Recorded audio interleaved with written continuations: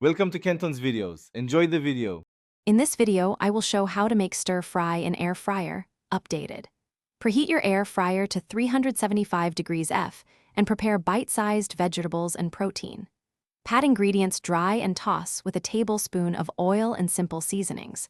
Arrange in a single layer and shake or stir halfway through to ensure even crisping. Finish with a splash of sauce and fresh herbs for brightness before serving hot. Wash, dry, and slice everything before heating the air fryer to 375 degrees F so you can cook efficiently. Combine a light coating of oil, salt, and pepper with your protein and vegetables to ensure even seasoning.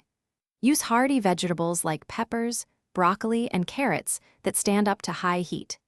Keep sauces separate for the last few minutes to avoid burning and to control final texture and flavor.